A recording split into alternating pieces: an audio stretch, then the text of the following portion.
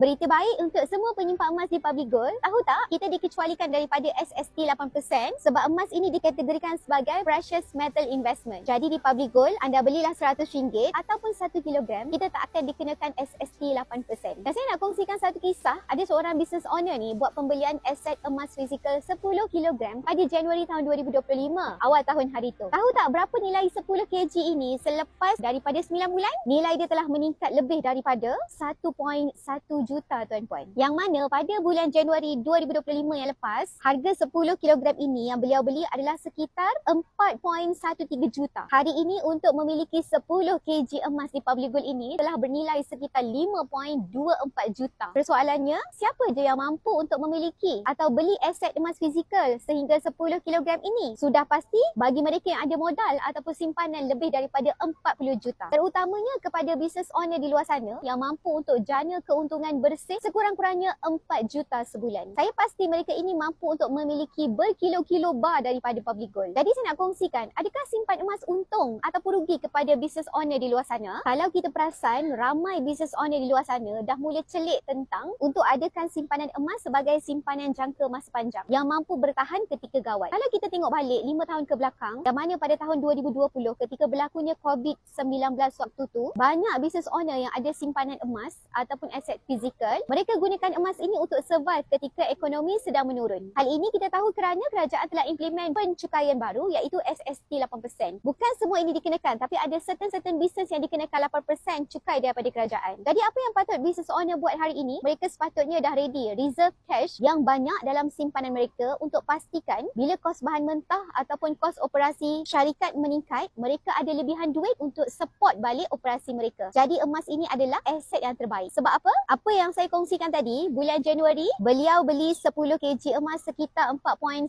juta. Hari ini, kalau beliau nak jual balik 10 kg emas itu, Public Gold akan beli balik sekitar, kalau tuan-puan simak balik di website Public Gold, hari ini kita boleh jual sekitar 4.9 juta. Jadi, beliau masih untung sekitar 9%, iaitu kira-kira RM800,000. Jadi, berbaloi lah kalau kita jadikan emas sebagai salah satu aset reserve dalam bisnes kita. Jadi, pada business owner di luar sana yang nak tahu strategi ataupun nak tahu cara untuk memiliki kilogram emas daripada Public Gold pada harga yang terbaik, boleh isi borang biru dekat bawah ni ataupun terus saja kontak saya di pautan profil saya. Nanti saya akan bantu anda daripada A sampai Z cara untuk memiliki kilo bar yang ada di Public Gold. Berbaloi ke simpan emas ni? Mestilah berbaloi.